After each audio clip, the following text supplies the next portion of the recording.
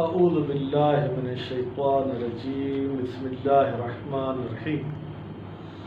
ہماری گفتگو اسلامی سال کے تاریخ کے حساب سے ہر تاریخ میں کیا واقعہ یا کیا وقائع پیش ہوئے، پیش آئے، کیا چیزیں واقع ہوئیں وہ تھی۔ ماہ محرم الحرام اور ماہ سفر المظفر کی الحمدللہ گفتگو ختم ہو چکی۔ آج ہم ماہ ربیع الاول کی گفتگو کریں گے۔ سب سے پہلے تو یہ آپ کی خدمت میں پیش کروں گا کہ ربیع الاول کو ربیع الاول کیوں کہتے ہیں، اور اس کے بعد دوسرا مہینہ ربیع الثانی ہے جو انشاءاللہ اللہ نے توفیق دی تو اس مہینے کے بعد اس کو بھی آپ کی خدمت میں پیش کروں گا۔ ربیع ہمارے علمی صرف کے ورد فعیل کے وزن پر ہے۔ اس میں یا جو ہے وہ اضافی ہے، یہ اصل میں اس کے اصل حرف ہے را با عین، جس کو رب یا ربع کہیں گے۔ ربع کا مطلب ہے چوتھا حصہ۔ اب اس مہینے کو ربیع الاول کیوں کہتے ہیں؟ وہ اس لیے اس کو ربیع الاول کہتے ہیں کہ عرب میں فصل بہار کا آغاز اس مہینے میں ہوتا ہے، یا یوں کہیں کہ فصل بہار کے پہلے یہ دو مہینے، ایک ہے ربیع الاول یعنی پہلا ربیع والا مہینہ، اور دوسرا ہے ربیع الثانی یعنی دوسرا ربیع والا مہینہ۔ تو سال کے 4 فصل ہوتے ہیں، اس میں سے ایک فصل بہار ہے، تو سال کا گویا کہ چوتھا حصہ یہ فصل ہے، اور اس فصل کے پہلے یہ 2 مہینے ہیں، اس لیے ان کو ربیع الاول کہا جاتا ہے۔ یہ مہینہ مسلمانوں میں خوشی کا مہینہ ہے۔ اہل سنت برادران کے پاس بھی خوشی کا مہینہ ہے کیونکہ رسول اکرم کی میلاد ہے، اور شیعوں کے پاس بھی یہ خوشی کا مہینہ ہے۔ کیوں؟ اس لیے کہ اس میں رسول اکرم صلی اللہ علیہ وآلہ وسلم کی ولادت ہوئی ہے، اور اس کے بعد امام جعفر صادق علیہ السلام کی بھی ولادت ہوئی ہے، اور امام زمانہ کے امامت کا بھی یہ مہینہ ہے، تو اس حوالے سے یہ خوشی کا مہینہ ہے۔ اس مہینے کی پہلی تاریخ جو وقائع پیش ہوئے ان میں سے سب سے پہلا یہ رسول اکرم صلی اللہ علیہ وآلہ وسلم کی پہلی ربیع الاول کو ہجرت ہے، تو سال بھی پہلا ہجری قمری اور پہلی تاریخ کو ان کی جو ہے وہ ہجرت۔ دوسرا واقعہ ہے لیلۃ المبیت۔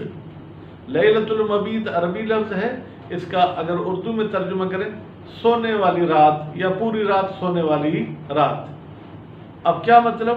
اس رات میں حضرت علی علیہ السلام رسول اکرم پر کے بستر پر سوئے تھے، کیونکہ دشمن کا خطرہ تھا کہ کہیں وہ حملہ کر کے رسول اکرم کو شہید نہ کر دیں، تو یہ بھی پہلی تاریخ کا واقعہ ہے۔ اس کے بعد جو ہے رسول اکرم کے بستر پر جب حضرت علی علیہ السلام سوئے تھے تو ان کی شان میں ایک آیت نازل ہوئی، وہ بھی پہلی ربیع الاول کو ہی نازل ہوئی تھی۔ اور پہلی ربیع الاول کو رسول اکرم نے جنگ کے لیے اپنے ایک صحابی کو بھیجا تھا جس کا نام تھا عبیدہ بن حارث، سال 2 ہجری قمری میں۔ اس کے بعد اس پہلی ربیع الاول کو رسول اکرم کے ایک اہلیہ کا انتقال ہوا تھا، وفات ہوئی تھی، جن کا نام تھا زینب بنت خزیمہ، سال 4 ہجری قمری میں۔ اور پہلی ربیع الاول کو ایک افسوسناک واقعہ ہوا تھا جس میں حضرت زہرا سلام اللہ علیہا کے دروازے پر حملہ ہوا تھا سن 11 ہجری قمری میں۔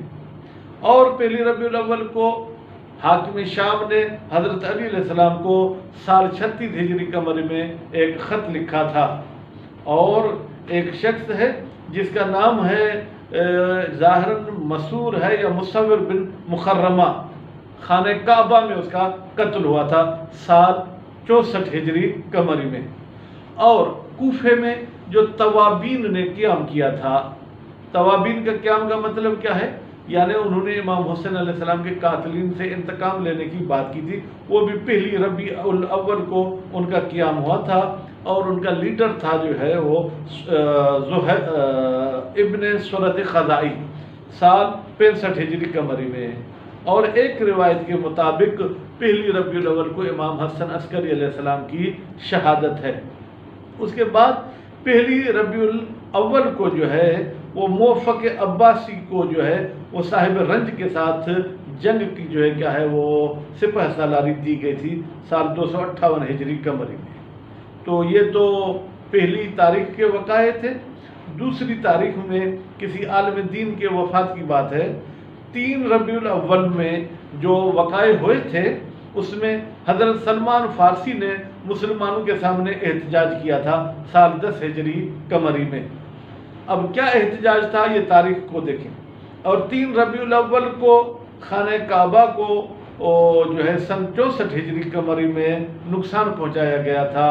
اس کو جو ہے کیا ہے وہ کچھ حصے اس کے ٹوٹ پھوٹ کا شکار ہوئے تھے۔ اور 3 ربیع الاول کو وفات ہے محمد بن احمد بن موسیٰ مبرکہ قم میں۔ اور اسی طریقے سے جو ہے 4 کی مناسبت ہے، رسول اکرم نے جیسے ہی اپنے گھر سے ہجرت کا آغاز کیا تھا تو وہ غار ثور میں چلے گئے تھے، اور 4 ربیع الاول کو غار ثور سے نکل کر وہ مدینہ کی طرف روانہ ہوئے تھے۔ اس کے بعد 5 ربیع الاول میں حضرت سکینہ بنت الحسین علیہما السلام کی وفات ہے، سال 117 ہجری قمری۔ اب یہ جو میں سال بتا رہا ہوں اس میں ممکن ہے کہ ہمارے بعض برادران کو تکلیف ہو یا بعض ممکن ہے ناراض ہو۔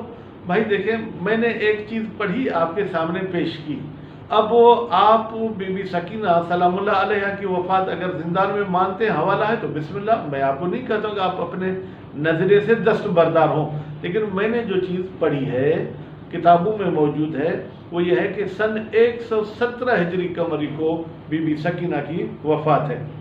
اور اس کے بعد ہمارے شیعہ مدارس میں کتاب پڑھائی جاتی ہے شرح لمہ، اس کے ایک مصنف تھے، دوسرے شرح کرنے والے، مصنف کو شہید اول کہا جاتا ہے، جنہوں نے شرح لکھی تھی ان کو شہید ثانی، یعنی علماء میں یہ شہادت کے اول اور دوم کا ان کو نام دیا گیا ہے۔ تو 5 ربیع الاول کو شہید ثانی کی بھی شہادت ہے، سال ہے 965 ہجری قمری۔ 6 ربیع الاول میں کوئی خاص مناسبت ویسے تو ہیں لیکن جو تاریخی کہوں یا اسلامی کہوں وہ نہیں ہے۔ 7 ربیع الاول کو ایک ایسے بچے کی شہادت ہے جو ولادت سے پہلے شہید ہوئے تھے، محسن بن علی علیہ السلام، سال 11 ہجری قمری میں۔ اور اس کے بعد جو ہے 8 ربیع الاول کو مشہور یہی ہے کہ امام حسن عسکری علیہ السلام کی شہادت ہوئی تھی۔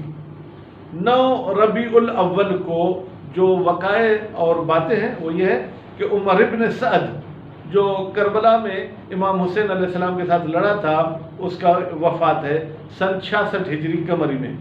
اور ہشام بن عبد الملک ایک روایت کے مطابق اس کی بھی وفات 9 ربیع الاول کو ہے، سال 125 ہجری قمری۔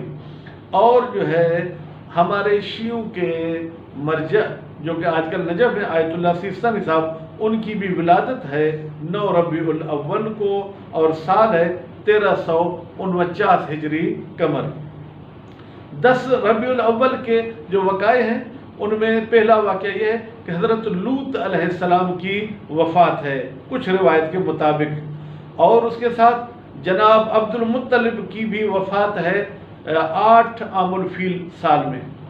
اور 10 ربیع الاول کو رسول اکرم صلی اللہ علیہ وآلہ وسلم کی بی بی خدیجۃ الکبریٰ سلام اللہ علیہ کے ساتھ شادی ہوئی، سال 25 عام الفیل کو۔